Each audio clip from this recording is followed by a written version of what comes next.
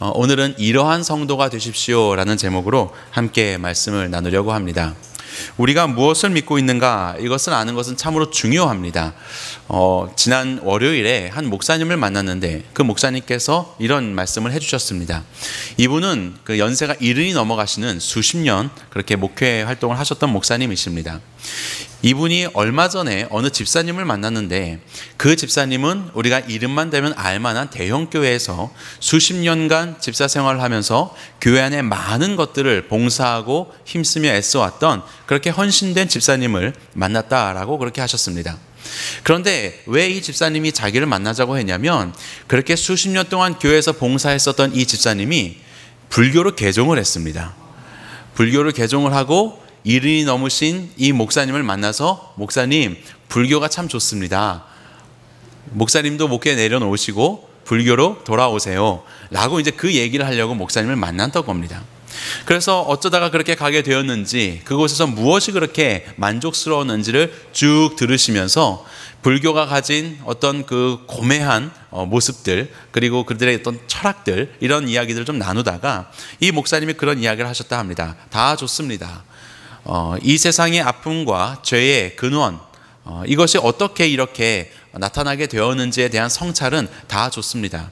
그런데 그런 죄의 문제를 어떻게 해결할 수 있습니까? 죄사함은 어떻게 가능합니까? 라는 그런 이제 질문을 하셨다라고 합니다. 그런 질문들을 하셨을 때 이 집사님은 그저 웃고 이제 다른 대답은 없다고 이제 그렇게 말씀하시면서 이제 헤어졌다고 하셨습니다. 저는 그 이야기를 들으면서 오늘날의 많은 성도님들의 모습도 생각나기도 했고, 그리고 우리가 살펴보고 있는 이스라엘 백성들이 생각이 났습니다. 이스라엘 백성들이 믿는 바가 무엇이었던가? 그들은 성전을 재건을 하였습니다. 이제는 성전 공동체로서 그들은 새로운 삶을 시작을 하게 됩니다. 하지만 오늘 본문이 나오는 이 일 후에라고 하면서 6장 22절과 7장 1절은 거의 58년의 세월을 뛰어넘습니다. 그들은 그렇게 처음 세워졌고 처음 유월절도 지켰지만 그 일 후에 수십 년의 세월이 흐르면서 그들은 타락하기 시작했습니다. 그들이 가진 것은 성전이었고 하나님의 율법이었지만 거기에서 그쳤던 것이 문제였습니다. 우리의 믿는 바, 우리의 행하는 바가 무엇인지를 명확히 알지 못하면 우리는 열심은 잇되 방향을 잃게 되는 그런 신앙생활을 하게 됩니다. 아마도 바로 그 집사님이 그리하셨던 것 같습니다. 아무리 큰 교회였어도, 아무리 많은 봉사를 했어도 그분이 무엇을 믿고 내가 무엇을 행해야 되는지를 온전히 알지 못하셨기 때문에 그는 그 안에 있는 채워지지 않는 종교적인 열심이 있어서 그것으로 다른 것으로 채우게 되는 그런 선택을 해버리고 말았던 것이지요. 이스라엘 백성들도 성전을 가진 공동체로서 이제는 성전 공동체로서 살아가지만, 당시에 페르시아가 지배하고 있었던 근동과 중동의 지방, 그래서 한 나라가 다스리고 있기 때문에 비교적 이동하는 것이 수월하였습니다. 그러다 보니까 이 팔레스타인 유다 땅에도 다른 이방 민족들이 이동해 왔겠지요.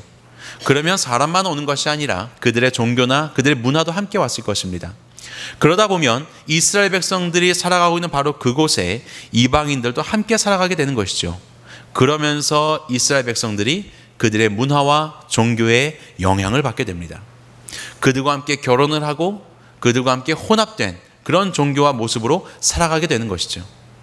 하나님이 이스라엘에게 성전을 주신 것은 성전을 가지고 살아가는 것이 아니라 그들이 성전이 되어서 하나님의 백성답게 살기를 원하셨습니다. 예레미야에게 일찍이 예언케 하셨던 것처럼 너희가 회복되면 다시는 언약궤를 찾지 않을 것이다. 다시는 언약궤를 말하지 않을 것이다. 나 여호와가 이제 언약궤에 있는 여호와가 아니라 예루살렘이 여호와의 보좌가 될 것이다 라고 말씀하신 것처럼 그들의 삶이 하나님의 말씀을 살아내는 삶이 되는 것, 하나님의 말씀을 소유한 백성이 아니라 하나님의 말씀을 살아내는 백성이 되는 것, 이것이 하나님께서 원하시는 것이었는데 이스라엘 백성들은 성전은 가졌고 율법은 가졌지만 그들의 삶을 그렇게 살지 못하였습니다.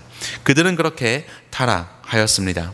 바로 이러한 이스라엘에게 하나님께서는 어떻게 하셨는가? 그들을 진정으로 회복시키기 위하여서 보이는 성전이 아니라 보이지 않는 심령의 성전을 세우시기 위하여서 하나님께서는 하나님의 열심을 또한 이루어 가십니다. 에스라서 1장 3절입니다.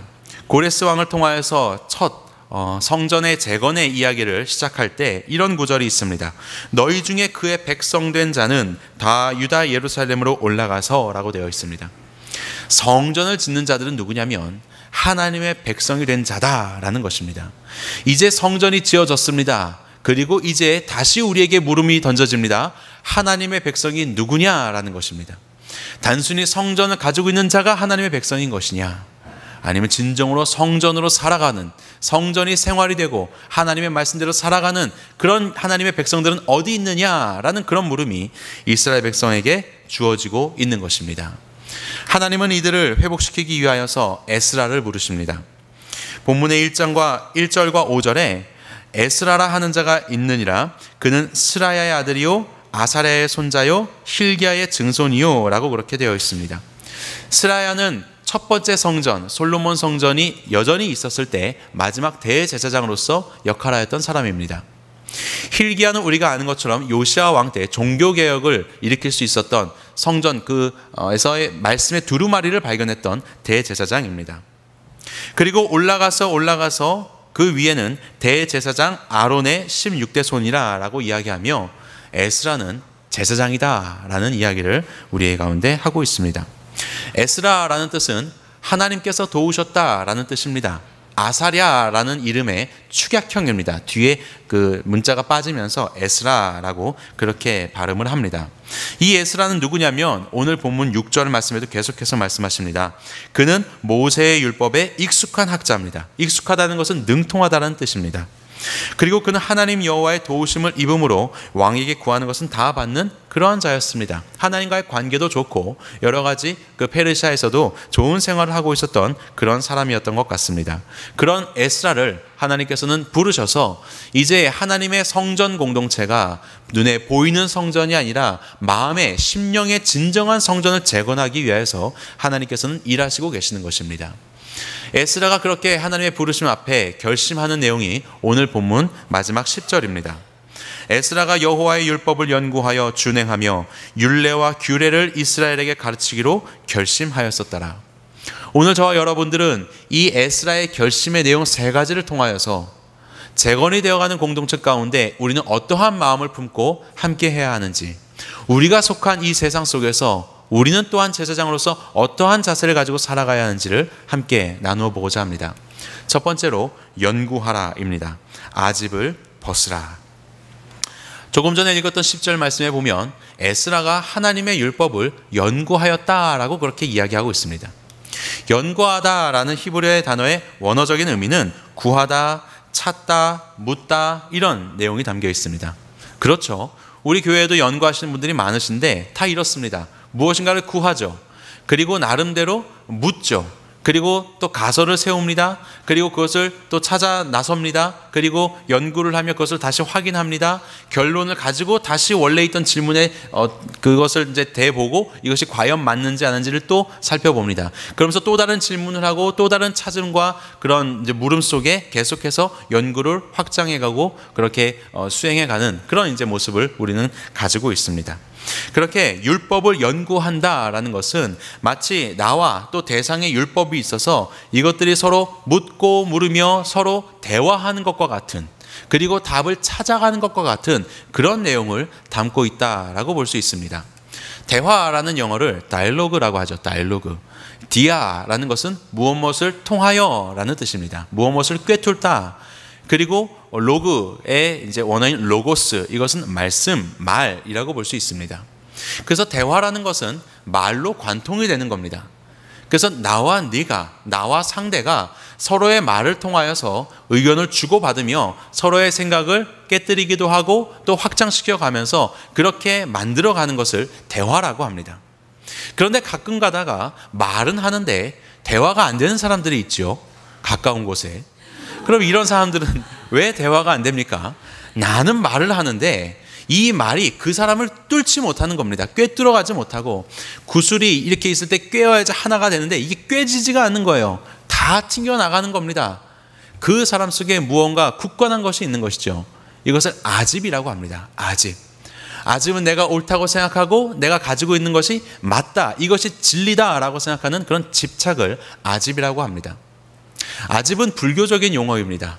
그래서 불교에서 보면 몸과 마음에 이 세상 속에서 늘 존재하는 상주 그리고 불멸, 멸해지지 않는 상주 불멸의 것이 나에게 있다라고 생각하는 것, 그것으로 집착하는 것을 아집이라고 불교에서는 설명을 합니다. 내가 맞아, 내가 진리야, 나는 변하지 않아가 되기 때문에 아무리 누군가 이야기를 하여도 이것이 나를 꿰뚫어가지 못하고 나를 부수지 못하고 나는 나의 모습 그대로 있는 것이죠. 그럼 말이 안 통한다, 말이 안 통한다라고 우리는 그렇게 이제 표현을 합니다. 대화라는 것은, 그것은 대화라고 볼 수 없지요. 대화라는 것은 아집을 버리고 내가 그의 말에 대하여서 열려져 있을 때 가능하게 되는 것입니다. 그 역시도 마찬가지가 되는 것이고요. 성경을, 하나님의 말씀을 연구하다, 이것도 동일합니다. 하나님의 말씀과 대화를 하는 것입니다.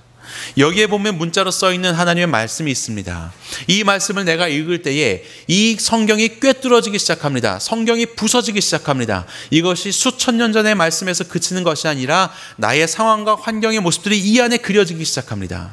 그러면서 이 안에서 또 다른 물음과 또 다른 답으로 나에게 다가오지요. 그리고 그것으로 나의 생각과 나의 계획과 나의 가치관과 방향을 틀어놓고 깨워주고 또 꿰뚫는 그런 일들이 일어납니다. 이것이 하나님의 말씀을 연구하는 연구자의 자세 그리고 모습이 될 것입니다. 그렇게 에스라는 하나님의 말씀을 연구하는 사람이었습니다. 우리가 봅시다. 아니 말씀 맨날 그 말씀이 그 말씀 아닌가? 이 말씀도 똑같네. 오늘 본문도 7장 1절에서 10절 뻔한 설교이지 않은가? 이런 생각들. 많은 성도들을 보면 오히려 예수 그리스도의 죽으심과 부활하심, 예수 그리스도의 보혈의 은혜와 그 공로와 하나님께서 이루신 구속의 사역의 메시지들을 진부한 메시지다라고 그렇게 생각하는 분들도 많은 것 같습니다. 그래서 오늘 설교에서는 뭔가 내가 알지 못하는 새로운 해석과 재미있는 정보들을 얻으려고 하고 무엇인가 유익을 얻으려고 하지, 난 이미 이것에 대해서는 알고 있습니다 라고 그렇게 굳건하게 마음에 아집을 가지고 그렇게 말씀을 대하는 그런 분들도 많이 있는 것 같습니다. 요한복음을 보십시오. 요한복음은 4개의 복음서 중에 가장 마지막에 쓰여진 복음서입니다. 이미 마태, 마가, 누가복음이 있는데 요한 사도는 그 노사도가 요한복음을 기록을 했습니다. 어떤 신기한 내용을 기록하려고 펜을 들었겠습니까? 요한은 요한복음 20장 31절에서 자신이 요한복음을 기록한 목적을 이렇게 이야기합니다. 오직 이것을 기록함은 너희로 예수께서 하나님의 아들 그리스도이심을 믿게 하려 함이요 또 너희로 믿고 그 이름을 힘입어 생명을 얻게 하려 함이니라. 아니, 예수님께서 하나님의 아들 그리스도시라는 것은 마태, 마가, 누가복음을 통해서도 충분히 알 수 있습니다. 사도 바울의 서신을 통해서 충분히 반복되고 충분히 알 수 있습니다. 그런데 그 노사도 요한이 기껏 기록한다는 게 그거예요. 예수님이 하나님 아들 그리스도시다, 우리의 구세주이시다. 아니, 이런 불필요한 반복을 왜 한단 말입니까? 왜 굳이 이런 것들을 우리에게 준다는 말입니까? 그것이 우리에게 어떤 의미가 있습니까? 나는 다 알고 있는 내용입니다 라고 우리는 반응할 수 있겠죠. 하지만 요한은 이야기합니다. 이것으로 믿고 그 이름을 힘입어 생명을 얻게 하려 함이라. 생명력이 있는 신앙이 되게 하기 위하여서 또다시 반복하고 있는 것입니다. 그 속에서 그 은혜의 깊이 가운데 들어가고 그 풍성한 은혜를 누리기를 위하여서 계속해서 반복하여서 우리 가운데 성경은 말씀하고 있는 것입니다. 그것이 예수님의 사역들, 우리를 향한 예수님의 마음들이지 않습니까? 그것을 우리 안에 가지게 될 때 우리는 더욱더 생명을 누리게 된다. 이곳에서도 많은 성경적인 지식과 많은 것들을 알고 계신 분들 중에서 신앙의 생명력을 잃어버린 분들이 계십니까? 다시 본질로 돌아가시기 바랍니다. 예수 그리스도가 누구신지 다시 한번 직면하시기 바랍니다. 그리고 그 말씀 속에서 내가 깨어지는 경험을 하시기 바랍니다. 그리고 요한이 이야기한 것처럼 그 가운데 주시는 생명을 얻으시기를 바랍니다. 하나님의 말씀을 연구한다는 것은 아집을 벗고 성경과 대화를 하며 내가 꿰뚫리는 것입니다. 날마다 말씀으로 꿰뚫리는 우리 새누리 성도님들 되시기를 간절히 바랍니다. 변화되려는 마음으로 말씀을 대하십시오. 그리고 여러분들의 한계를 넓히시기 바랍니다. 두 번째로 준행하라, 위선을 벗으라 입니다. 에스라 7장 10절에 계속해서 이와 같이 이야기합니다. 에스라가 여호와의 율법을 연구하여 준행하며 라고 되어 있습니다. 준행하다라는 것은 행하다, 또 만들다 이런 뜻을 가지고 있습니다.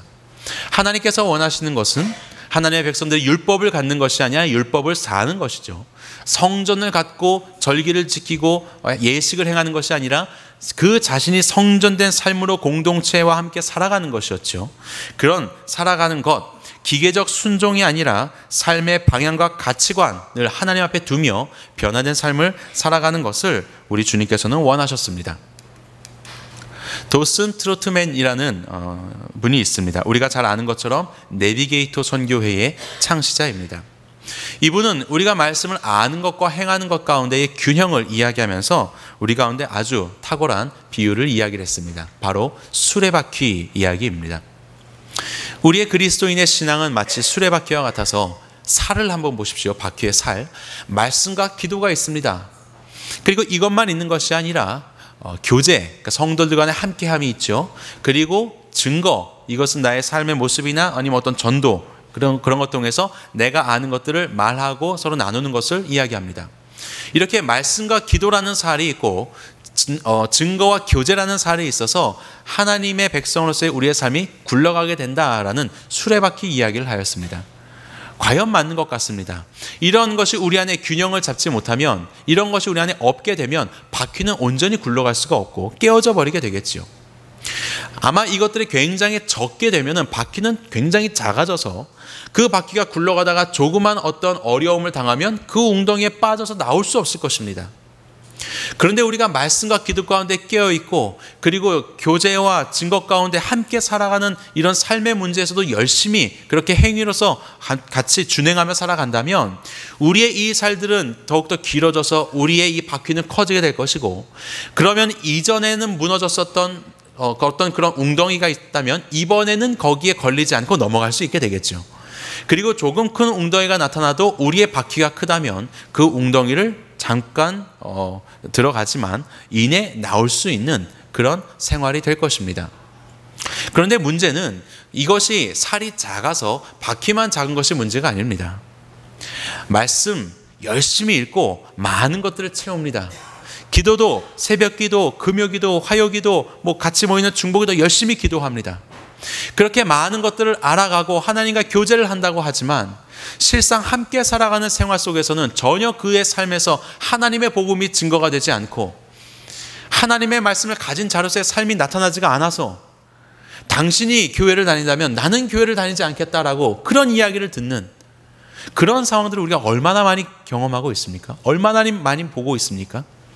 그래서 바퀴로 따지면 말씀과 기도는 길어졌는데 교제와 증거는 굉장히 축소가 되어서 바퀴라고 할 수 없는 기형적인 모습을 가지고 있는, 이것은 굴러갈 수도 없습니다. 굴러가는 것 같지만 이내 굴러갈 수 없고 이것을 굴리려면 어마어마한 힘이 필요합니다. 저는 이것을 영적인 비만이라고 말씀드리고 싶습니다. 왜 살이 찝니까? 간단하지요. 먹는 것보다 행하는 게 적으면 살찌는 겁니다. 많이 먹고 적게 행하면. 어떻게 해야지 우리가 다이어트 합니까? 이거 간단합니다. 먹는 만큼 행하면 살이 찔 리가 없고 먹는 것보다 조금 더 행하면 이제 살이 빠지게 되는 것이죠. 이게 너무 빠지면 안 되니까 또 적당하게 또 먹어줘야 되는 것입니다. 오늘날 수많은 좋은 말씀들이 넘쳐나는 세상에서 우리는 살고 있습니다. 오늘도 더 좋은 말씀, 더 좋은 말씀 없는가? 그래서 은혜를 누리기 위해서 마치 은혜병에 걸려서 은혜를 누리는 것이 목적이 되어서 끊임없는 말씀을 탐닉하면서 살아가며 내 안에 계속해서 채워갑니다. 그런데 그 말씀이 내 삶 속에서 행위로 드러나지 않고 성도 간의 교제에서 할 말이 없고 불신자의 관계에서 할 말이 없고 오히려 성도 간의 교제보다 불신자들과 함께 있는 게 더 편한 그런 삶을 살아가다 보면 많은 것들은 먹었을 때 행하는 것이 없어서 비만이 되게 되는 것이죠. 비만의 문제는 무엇입니까? 힘들어요. 조금만 일해도 힘들어요. 그래서 영적인 비만이 있는 자들은 교회 안에서 조금만 어려운 일이 있어도 그리스도인에서 온전히 살아내지 못하고 정죄하고 판단하고 교회를 힘들게 하고 어지럽게 하는, 그래서 하나님의 일들이 제대로 갈 수 없는 그런 힘듦을 경험하게 하는 그런 모습으로 전락해버리고 마는 것입니다. 영적인 비만에서 벗어나시기 바랍니다. 여러분들의 듣는 말씀들과 여러분들의 개인이 하는 모든 신앙생활 속에서 거기서 머무르지 마시고 이것들을 어떻게 하면 나눌 수 있고 내가 행할 수 있을지를 날마다 고민하시면서 그렇게 살아가시기 바랍니다. 여기에 보시면 이 살의 근원이 그리스도임을 볼 수 있습니다. 우리가 말씀과 기도와 교제와 증거를 하는 이 힘이 사실 나에게서 나오는 것이 아니라 우리 예수 그리스도로부터 나온다라는 것을 보여주는 아주 탁월한 통찰력입니다. 본문 말씀 다시 한번 보겠습니다. 준행하다라는 말의 뜻은 행하다 그리고 만들다라고 말씀드렸습니다. 행하는 것은 말 그대로 행하는 거예요. 그런데 만들다라는 뜻이 있습니다. 창세기 1장 31절에 하나님이 지으신 그 모든 것을 보시기에 심히 좋았더라. 하나님이 지으셨을 때 그것을 동일한 준행하다라는 말을 씁니다. 그렇습니다. 우리가 행하고자 하지만 참으로 우리의 연약함 때문에 온전히 행할 수가 없어요. 나에게 능력이 없음을 바라보게 됩니다. 우리는 그곳에서 넘어질 수도 있습니다. 하지만 우리의 손을 다시 일으켜 주시는 분이 계십니다. 우리 하나님, 우리 예수님이십니다. 우리는 주님의 손을 잡고 다시 그 길에서 일어설 수 있는 것이죠. 침례 교육을 하면서 한 학생이 그런 이야기를 합니다. 제가 죄가 무엇인지를 알고 주님 앞에서 회개하며 살아가지만 또다시 그 죄에 반복하여서 빠지는 것을 경험합니다. 내가 친구들 사이에서 그리스도인이라고 이야기하기가 너무 부끄러워지고 사실 내가 나를 보기에도 너무나도 한심스러워서 내가 과연 침례를 받을 자격이 있는가? 내가 그리스도인이라고 말할 자격이 있는가라는 그런 고민을 하고 있습니다. 라고 그렇게 이야기하는 친구가 있었습니다. 그래서 이렇게 이야기해 주었습니다. 우리에게는 힘이 없고 우리는 연약하지만 네가 넘어진 바로 그곳에 우리 주님은 바로 그곳에 계셔서 너에게 힘을 주시고 일어나게 하실 거야. 만약 일어나서 또 그 길을 가다가 또다시 너의 행함이 너무나도 연약하여서 다시 넘어지게 되어도 우리 주님은 여전히 그 자리에 계셔서 너에게 손을 내밀어 주실 것이고 너를 일으켜 주실 거야. 우리에게 내가 배운 이 복음이 진정 복음일 수 있는 이유는 이것을 유지할 수 있는 것이 내 안에 있는 힘이 아니라 바로 우리 하나님께 있고 내가 모든 넘어지는 길 그 자리 속에서 하나님은 동일하게 나를 일으켜 주신다는 그 신실하신 하나님이시기 때문에 그래서 이것이 우리에게 복음이 되는 거야. 우리 주님 때문에 이 복음이 진짜 복음이 될 수 있는 거야 라고 이야기를 나누었습니다. 우리의 행함이 더뎌지고 오늘도 넘어지고 계십니까? 우리의 이것을 진정으로 힘을 주셔서 하나님이 지으신 우리 인간이라는 나라는 존재가 하나님께서 기뻐하시는 삶으로도 지음받을 수 있도록 오늘도 하나님 이 준행하는 삶을 하나님 앞에 맡겨드립니다. 나의 마음을 다스려 주시고 나의 시간을 다스려 주시고 나의 손과 발을 다스려 주셔서 하나님께서 기뻐하시는 행함을 할 수 있도록 오늘도 나를 지어가 주시옵소서. 그렇게 주님 앞에 우리를 의탁하는 그렇게 우리의 삶 가운데 하나님이 기뻐하시는 삶을 준행하며 살아가는 저와 여러분들의 삶이 되기를 간절히 소망합니다. 하나님의 말씀을 준행한다는 것은 위선을 벗고 나는 하고 있다 그렇지 않으면서 그럴듯하게 이런 위선을 벗고 나를 지어가시는 하나님의 손에 나를 맡기는 것입니다. 말씀으로 나를 지으신 하나님께서 나의 삶도 기뻐하시는 뜻대로 지어가실 것입니다. 세 번째로 가르치라입니다. 함께 하라. 본문 10절에 보면 에스라가 여호와의 율법을 연구하여 준행하며 율례와 규례를 이스라엘에게 가르치기로 결심하였었더라 라고 말씀합니다. 이 가르치다라는 것은 우리가 잘 알고 있는 이 배우게 하는 말 그대로 가르치는 행위가 됩니다. 그런데 이 에스라가 어떤 사람이냐? 성경을 보니까 본문 6절에 왕에게 구하는 것은 다 받는 자다라는 겁니다. 지금 성전이 재건되고 약 58년의 세월이 흘렀습니다. 그러니까 굉장히 많은 세월이 흘렀어요.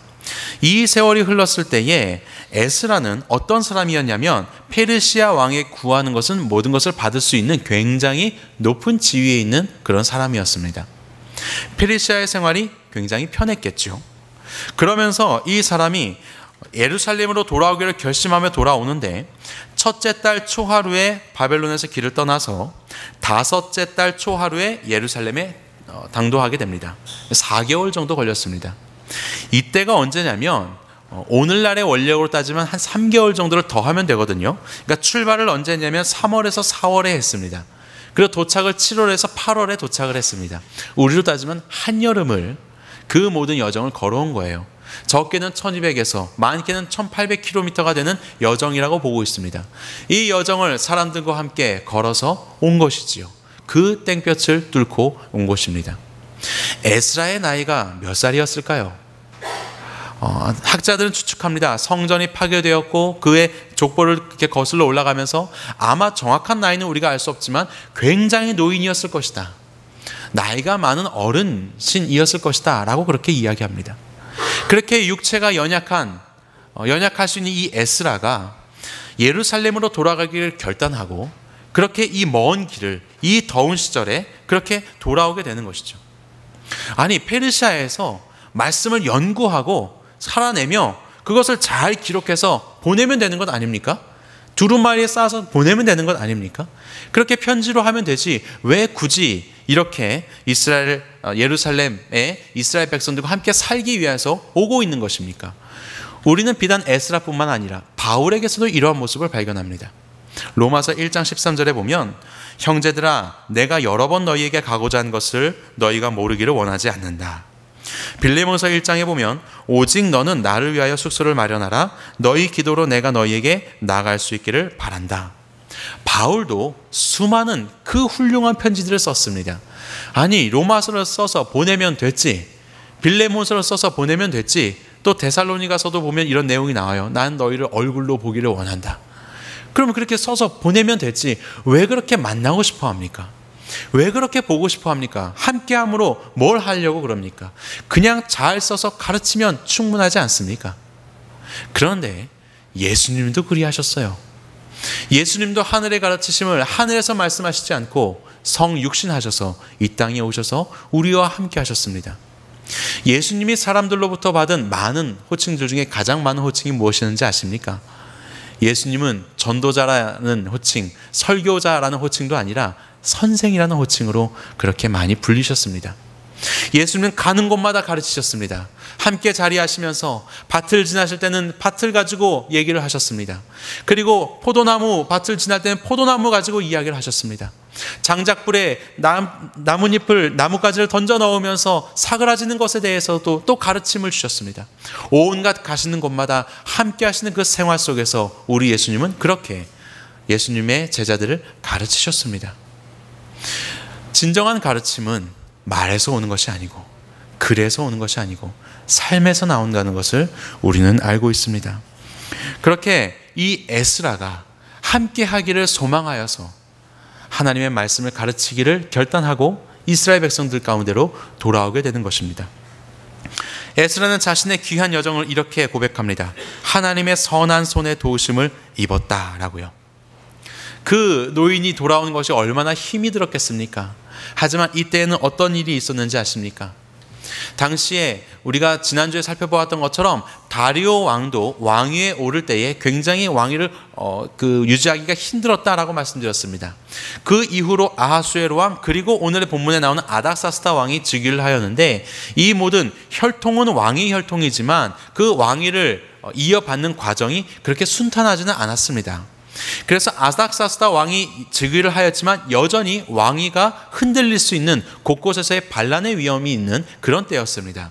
이때를 놓치지 않고 저 변방 멀리 있었던 이집트, 애굽이 반란을 일으키게 됩니다. 아닥사스다 왕 통치의 초기예요. 그래서 이 왕이 어떻게 하냐면 그 반란을 제압하기 위해서 군대를 보냅니다. 아마도 에스라의 이 귀한 여정은 군대와 함께 그렇게 보호를 받으면서 왔었던 것 같습니다. 그리고 이런 상황 속에서 아닥사스다 왕이 내렸던 결론은 애굽의 반란을 대응하기 위해서 그들과 가까이 있는 팔레스타인 땅, 그 유다 땅에 있는 이스라엘 백성들, 그들의 마음을 사서 그들을 나의 편으로 만들기 위해서 에스라를 통하여서 많은 것들을 지원하며 그들의 종교, 그들이 원하는 것을 할 수 있도록 그렇게 독려하였던 것 같습니다. 그래서 하나님께서는 에스라가 결심하고 하나님의 백성의 심령의 성전을 세우기 위해서 가는 이 모든 여정 속에 우리의 손이 닿지 않는 세계 국제의 여러 가지 정치적인 그런 역학들을 다 하나님께서는 사용하여 주셔서 하나님은 안전하게 에스라의 결심대로 그를 예루살렘으로 옮겨 놓으신 것입니다. 하나님은 그렇게 함께하기를 원하며 그렇게 가르치며 살아가기를 원하는 결단하는 하나님의 백성들을 위하여서 하나님은 이렇게 일하시는 하나님이심을, 힘주시는 하나님이심을 우리는 알아야 할 것입니다. 여호와 하나님의 말씀을 가르친다는 것은 함께하는 것이고 그리고 함께하는 것입니다. 위에 쓴 띄어쓰기를 안 한 함께하다라는 것은 더불어라는 의미가 강조된 함께하다라는 뜻이고요. 아래에 쓴 함께하다라는 것은 실제로 구체적으로 어떤 일들을 같이 행하는 것을 의미합니다. 우리의 그 국어사전에 보면, 우리의 표기법에 보면 이 띄어쓰기에 따라서 그 의미의 중심이 조금 바뀝니다. 그래서 저는 이 두 가지를 모두 가져오고 싶습니다. 하나님의 말씀을 가르친다는 것은 함께 하는 겁니다. 그리고 어떠한 일들을 함께 하는 겁니다. 이곳에 장년 교사가 있는 것으로 알고 있습니다. 또 우리 주일학교 교사들은 좀 열심히 우리 아이들과 함께 말씀을 나누고 있지요. 오늘 교사 모임도 있는데 이러한 우리의 교사들이 함께하는 교사가 되기를 소망합니다. 말과 글로서만이 아니라 함께하는 삶을 통하여서 고민하고 또 그 가운데서 나누면서 그렇게 서로 배워가는 삶. 우리가 새벽마다 요즘에 살펴보고 있는 레위기 큐티에 보면 속죄제를 다루면서 그렇게 등장을 합니다. 어떤 사람이 있는데 그 사람이 스스로 죄를 지은 것을 모르고 살아가다가 누군가에 의해서 그 죄를 깨닫게 되거든 그는 재물을 이렇게 가져다가 제사를 드려라, 이런 구절이 등장합니다. 이 사람이 죄를 모르고 있는데 공동체 생활 속에서 그 죄를 깨닫게 된다는 거예요. 누군가에 의해서 깨달아 주게 하신다는 것이죠. 이것이 어떤 사람이 나를 막 꾀해서 너 이런 죄 졌지 라고 하는 뭐 그런 내용일 수도 있겠지만, 어떠한 사람의 모습을 통하여서 반면교사로 삼고 아 나도 저랬었는데 나는 그렇게 하면 안 되겠다라는 그런 깨달음일 수도 있고, 아니면 나는 부족한데 어떤 누군가의 모범적인 그런 삶의 모습 속에서 도전을 받는 그런 깨달음일 수도 있겠지요. 그렇게 함께 하면서 우리는 서로 지어져가며 성장한다는 것을 하나님은 우리 가운데 말씀하고 계십니다. 침례 교육을 하면서 한 학생, 중학생 아이가 그런 이야기를 하였습니다. 제가 요즘에 고민이 있어요. 마음이 뜨거워서 하나님의 말씀을 가까이 하기 위하여 학교에서도 쉬는 시간이 되면 성경을 읽습니다. 그런데 아이들이 이상한 눈으로 쳐다보는 거죠. 심지어는 교회를 다니는 친구들도 나를 멀리하려고, 이상한 아이라고, 왜 이렇게 유별나냐고 그렇게 이야기를 해서 너무 맞지 않아서 마음이 힘듭니다. 그렇게 하지 말까요? 숨어서 어떻게 할까요? 라는 그런 이야기를 해주었습니다. 그래서 제가 저의 이야기를 주었습니다. 내가 초등학교 1학년 때, 제가 초등학교 1학년 때 저의 짝꿍이 여학생이었습니다. 이 학생도 교회를 다니는 친구였는데 이 학생은 쉬는 시간이 되면 흥얼흥얼 하는 거예요. 흥얼흥얼. 근데 그가 흥얼거리는 노래는 찬양이었습니다. 요즘에야 뭐 찬양이 굉장히 많지만 옛날에는 뭐 겨울, 여름 성경학교 하면 전국에 똑같은 노래 부르고 그러지 않습니까? 그러니까 찬양곡이 많지 않아요. 그러니까 저도 알죠, 어떤 찬양인지. 그래서 찬양을 부르는데 저는 옆에서 초등학교 1학년이었지만 그 모습이 얼마나 부끄러웠는지 모릅니다. 아니 교회에서 안 하고 왜 학교 와서 찬양을 흥얼거리고 난리야? 이러면서 창피한 거예요. 아무도 뭐라고 하지 않는데 창피한 거예요. 그래서 제가 뭐라고 한 적도 있습니다. 너는 왜 그러냐고. 그러자 어느 날은 이 여학생이 울었어요. 그래서 막 울면서 이야기합니다. 웅아, 너는 하나님을 사랑하지 않구나. 너는 하나님을 사랑하지 않구나. 초등학교 1학년이. 그러면서 막 우는데 저는 그 아이의 그 말이 지금도 저의 뇌리에 남아 있습니다. 내가 왜 부끄러워했지? 아무도 뭐라고 한 사람이 없고 설령 그렇다 하더라도 하나님이 나에게 주신 마음과 이 예수 그리스도를 증거하며 살아야 되는 것이 우리의 삶인데 내가 왜 부끄러워했을까? 저는 그 친구의 이름을 기억하지 못합니다. 얼굴도 가물가물합니다. 초등학교 1학년 때 많은 일들이 있었겠지만 기억이 나는 것이 없습니다. 그런데 한 가지 기억나는 것, 그 친구가 얘기했던 것. 웅아, 너는 하나님을 사랑하지 않구나. 그 부끄러워했었던 저의 모습이 이제는 10년, 20년, 지금은 30년이 흘렀는데도 저에게 여전히 유효한 가르침이 되어서 저의 마음속을 때리고 있습니다. 그래서 제가 저에게 얘기했던 그 중학교 친구에게 얘기했습니다. 네가 그렇게 성경 말씀 읽는 것이 부끄럽게 사람들이 여기고 오히려 뭐라고 한다 하여도 하나님이 너에게 말씀을 읽는 것에 대한 마음을 주신다면 그렇게 읽어라. 지금은 그 친구들이 너에게 뭐라고 하겠지만 10년, 20년, 30년이 흘렀을 때 너의 이 모습이 그들에게는 가르침이 되어서 저들을 인도하는 또 하나의 하나님의 가르침이 될 것이다 라고 그렇게 이야기를 해 주었습니다.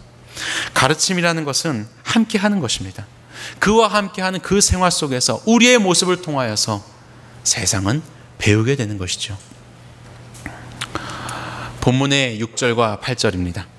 이 에스라가 바벨론에서 올라왔으니, 이 에스라가 올라왔으니. 저는 이 본문을 보면서 이렇게 표현한 이 에스라가 무너져 있는 성전은 재건되어 있지만 심령의 성전이 무너져 있는 이 공동체 가운데 하나님께서 이 공동체를 온전히 세우시기 위하여서 선택한 것은 유능한 정치인도 아니고 성전을 잘 더 보강하여서 유지하는 어떤 그런 건축가도 아니고 혹은 어떤 일이 있을 때 무력으로 항쟁할 수 있도록 하는 그런 장수도 아니고 하나님의 말씀을 연구하고 준행하며 가르치기를 결심한 제사장을 보내주셨습니다. 이 에스라가 이제 바벨론 땅을 떠나서 예루살렘으로 올라왔다. 이 에스라가 그렇게 하나님 앞에 기대주가 되어서 하나님의 백성 가운데로 가게 된 것이죠. 하나님의 소망이 된 것입니다. 오늘날도 이런 에스라가 필요합니다. 우리의 어지러운 이 상황 속에서, 우리나라의 아픈 이런 상황 속에서 정말로 필요한 것은 물론 유능한 정치인도 필요합니다. 유능한 외교관도 필요합니다. 유능한 경제인들도 필요합니다. 하지만 정말로 필요한 것은 하나님의 말씀을 맡은 제사장, 하나님의 교회가 필요합니다. 하나님의 교회가 깨어서 하나님의 말씀을 연구하고 하나님의 말씀 앞에 나를 내려놓고 아집을 내어놓고 깨어지며 그 안에서 주의 말씀을 발견해 나가며 그리고 하나님의 말씀을 나의 삶 가운데 구체적인 상황 속에서 실현하며 준행하며 애쓰며 그리고 그 말씀을 가르치기 위하여서 함께하는 자리 속으로 기꺼이 들어가서 우리의 가정 속에서, 직장 속에서, 이웃 속에서, 이 사회와 나라 속에서 그리스도인으로서 살아가기를 주저하지 않는 그러한 결심을 하는 오늘날의 에스라 제사장, 오늘날의 교회가 우리의 오늘의 현실에 가장 필요한 것입니다. 하나님은 그렇게 저와 여러분들을 부르고 계십니다. 우리가 속한 그 공동체 속에서 하나님이 기뻐하시는 성전 공동체가 되기 위하여, 하나님이 기뻐하시는 하나님의 백성이 되게 하기 위하여 오늘도 저와 여러분들을 부르고 계십니다. 말씀을 연구하십시오. 하나님의 말씀과 대화하시면서 꿰뚫리시기 바랍니다. 하나님의 말씀을 실행하십시오. 우리의 삶 가운데서 균형 잡힌 신앙생활을 하시기 바랍니다. 이것이 어렵다면 언제나 그 능력을 주시는 예수님을 붙잡으며 주님 나를 지어가 주십시오. 행할 수 없는 나의 이 삶의 모습도 하나님께서 오늘도 살아계셔서 나를 지어가 주십시오라고 그렇게 주님 앞에 의탁하시기 바랍니다. 그리고 하나님 앞에 세움받은 우리가 심겨진 그 공동체 속에서 살아내며 저들에게 하나님의 말씀을 가진 자로서 가르치는 삶을 사시기 바랍니다. 이 형제가, 이 자매가 여기에 왔으니, 이 에스라가 여기에 왔으니처럼 이 형제 자매가 우리 가정에 왔으니, 우리 직장에 왔으니, 이 사회 가운데에 왔으니 이제 하나님께서 그를 통하여서 이뤄내실 놀라운 하나님의 부흥을 꿈꾸면서 하나님의 그 기대주가 되어서 하나님의 소망을 꿈꾸면서 우리의 삶을 그렇게 하나님 앞에 결심하며 가는 오늘의 에스라가 되기를 간절히 소망합니다. 우리 교회가 바로 이 교회가 되었으니, 이 교회가 왔으니 이제는 하나님께서 원하시는 일들을 이루는 그런 교회가 되기를 간절히 소망합니다.